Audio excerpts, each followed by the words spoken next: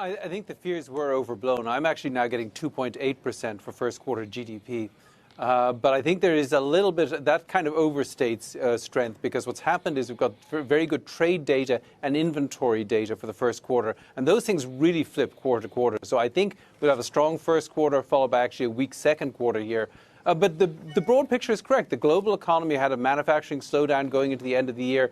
But the PMI data that came out this morning do confirm that we've kind of bottomed out in manufacturing globally. We're doing a little bit better. So I think the global economy is doing okay. And with interest rates so low around the world, I think that's really what's supporting the equity markets. You're just not getting paid for taking risk in fixed income. So where are you going to take risk? I think global equities. Hey, Jim, Greg Valliere brings up the point of the biggest risk now is the economy getting too hot. Forget about the Mueller report, which dropped today. What about that? And what about the Fed getting re-engaged? Ultimately, Scott, I think overheat will kill this recovery. And it almost did last year. I think we were close to killing it off.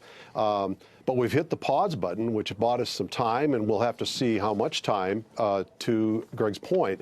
I think that my feeling is that the market went up after year end, primarily because even though the economy was slowing dramatically, it brought the Fed to a complete pause, and it brought bond vigilantes to easing.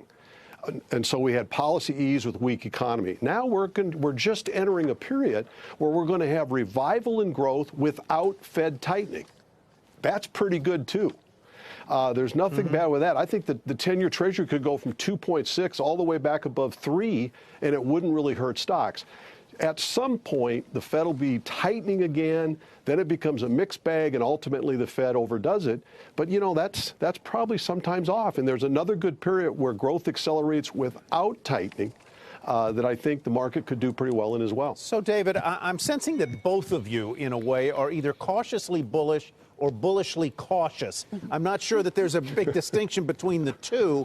But what the hell should I do with my money right now, David? Well, I think the key thing is, yes, the Fed hit the pause button, but it's actually a pretty sticky button. And having hit pause, I think it's going to be very hard for the Fed politically to move away from pause. So I think they're done for the year. And in that environment, you've got low rates. I think that helps risk assets. It's just, you've got to look at what do people hate here. I think people are still very negative on international equities.